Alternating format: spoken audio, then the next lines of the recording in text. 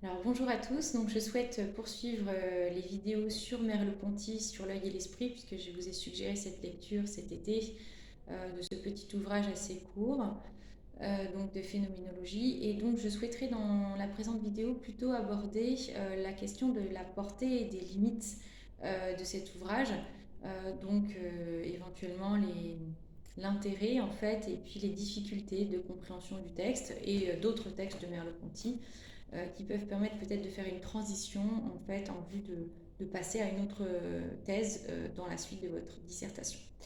Alors donc on en était arrivé à ces idées de prégnance symbolique, d'entrelacement du sensible et du sens, d'entrelac du corps et de l'esprit qui sont à la fois poétiques, on a vu comme expression, mais aussi techniques puisqu'il s'agit en fait simplement de reprendre la théorie de Leibniz, Praegnans futuri, c'est-à-dire dans le présent en fait est lourd du passé et gros de l'avenir. Et donc chaque instant du temps, chaque élément de l'espace, chaque élément du temps, chaque point, en fait, contient virtuellement l'intégralité de toute l'expérience, renvoie à toute l'expérience. Et donc c'est cette dimension holiste de la construction du champ perceptif que l'art viendrait finalement mettre au jour. Donc ça, c'est ce qu'on avait vu. Donc il n'y a pas de dualisme entre le corps et l'esprit pour Merleau-Ponty.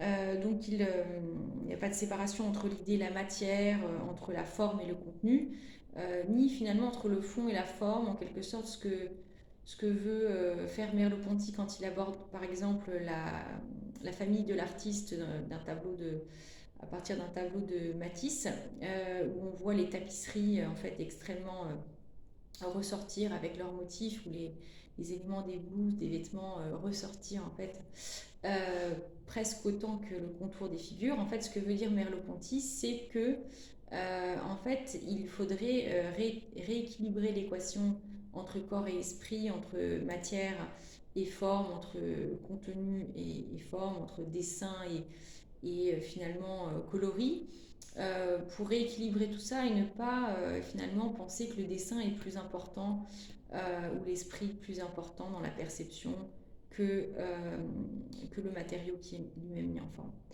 Et donc, il va essayer de dire que l'art rappelle le seuil premier où se construit le sens du monde, on l'a déjà dit. Il a quelque chose d'originaire, en fait, il révèle une vérité originaire, puisqu'il essaye d'indiquer comment il se fait qu'un monde puisse surgir pour nous. Et donc, pour que ce monde puisse surgir, il faut que nous l'habitions. Et ensuite, la science peut arriver avec son abstraction, avec la forme de survol qu'elle propose à partir des phénomènes pour dégager des lois abstraites. Mais avant cela, il y a ce tissu en fait entre mon corps qui perçoit le monde et le monde qui est perçu, etc. etc.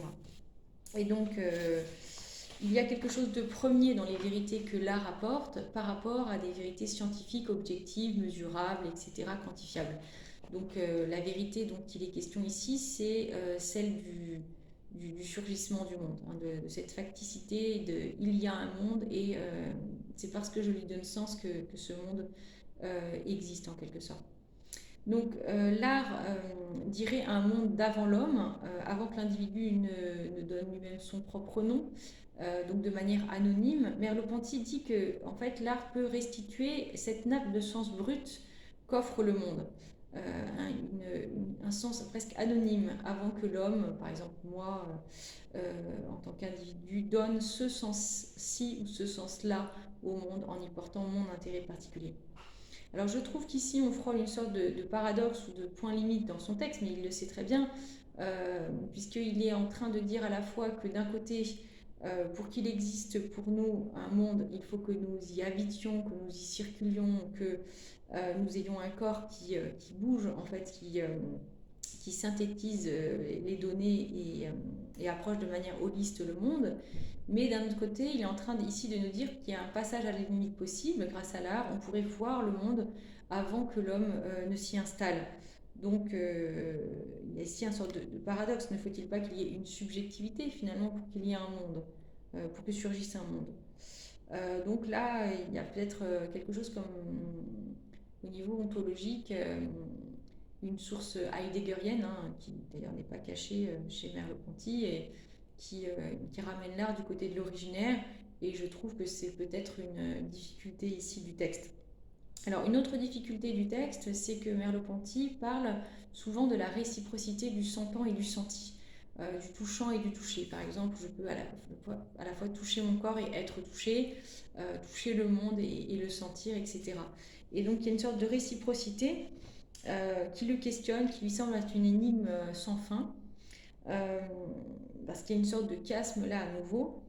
Et donc, il dit que ce n'est que parce que j'ai un corps, hein, que je peux, qui est fait de la même étoffe que le monde, que je peux le percevoir. Un pur esprit, il dit, en reprenant Paul Valéry, on ne voit pas comment il pourrait peindre, on ne voit pas comment il pourrait même voir. Donc là, il y a une critique forte contre Descartes, hein, qui pense que seul l'esprit en droit voit. Euh, pour Valéry et pour Merleau-Ponty, si j'étais un pur esprit, je ne comprendrais pas le monde. Je ne comprendrais pas parce que je ne serais pas fait de la même étoffe que lui. Il faut que je sois fait de la même étoffe que le monde pour le percevoir et réciproquement, on l'aura compris, le monde est fait de la même chair que mon corps. Et donc là, Merleau-Ponty va parler de chair du monde. C'est une expression qui fait couler beaucoup d'encre parce que l'artiste nous donnerait à voir cette chair du monde. On peut se demander si là encore ça n'a pas un caractère trop métaphorique pour être intéressant. Parce que le monde, bien sûr, n'est pas un corps, hein, il n'est pas un montage d'organes, le monde n'est pas un schéma corporel porteur d'une pré-intentionnalité, d'une visée vers le monde. Le monde ne nous regarde pas comme nous regardons nous-mêmes le monde.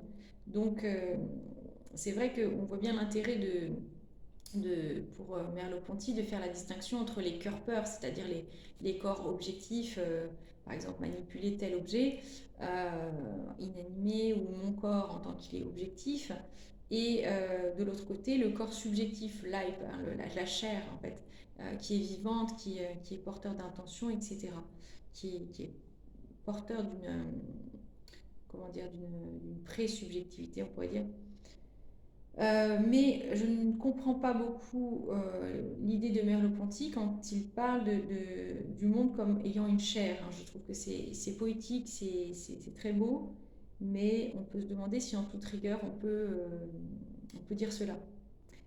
Alors on peut par contre essayer de défendre cela. Par exemple, il y a un livre très beau sur les natures mortes de Chardin, hein, qui parle du fait que Chardin restitue la chair des objets.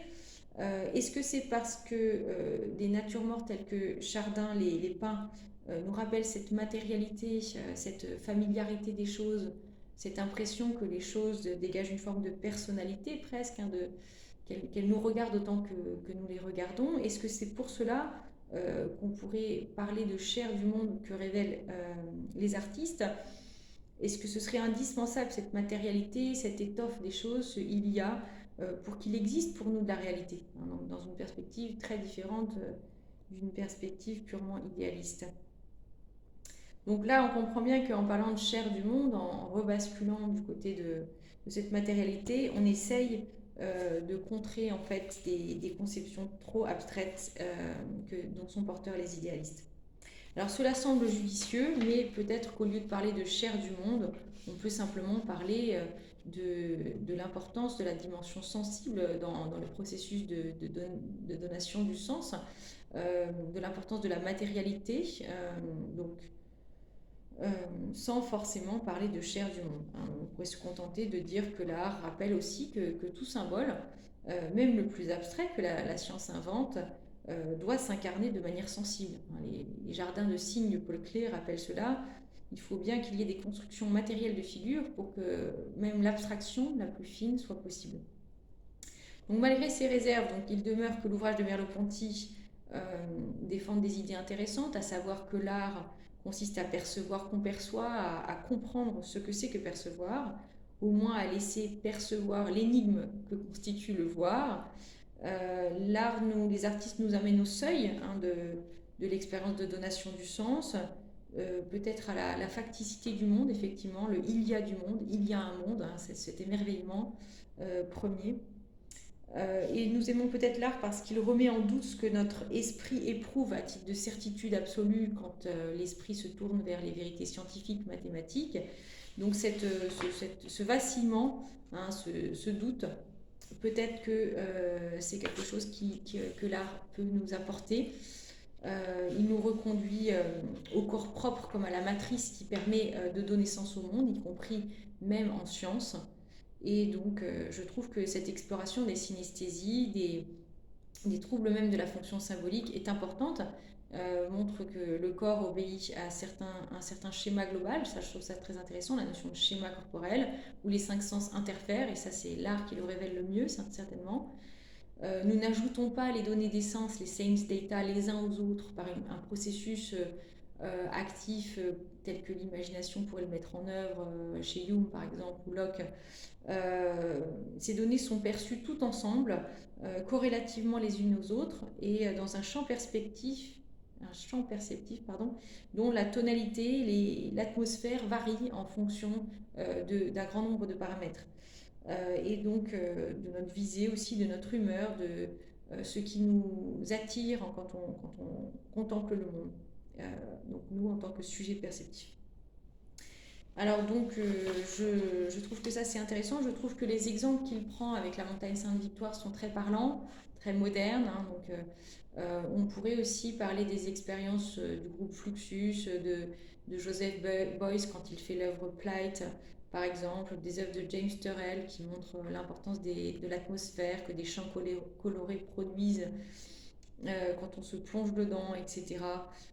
Joseph Beuys a travaillé par exemple sur le fait que nous n'ayons pas seulement cinq sens, mais aussi le sens par exemple de la chaleur ou la perception si un espace est haut de plafond, bas de plafond, étroit, etc. etc.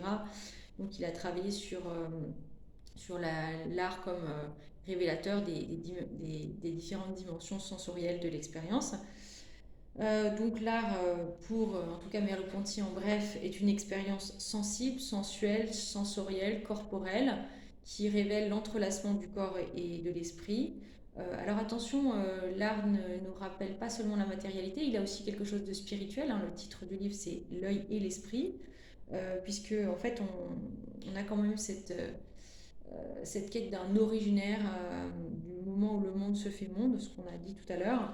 Il y a du monde, sa facticité, c'est une sorte d'absolu qu'on rencontre à travers l'art. Donc l'art, pour Merleau-Ponty, est une forme de langage avant le langage. Il indique comment on donne sens de manière originaire avant même de parler, avant même de désigner, de reconnaître des éléments, des silhouettes, des personnages. Nous donnons du sens en nous engageant en fait dans le champ perceptif, en nous orientant en fait donc selon des polarités diverses.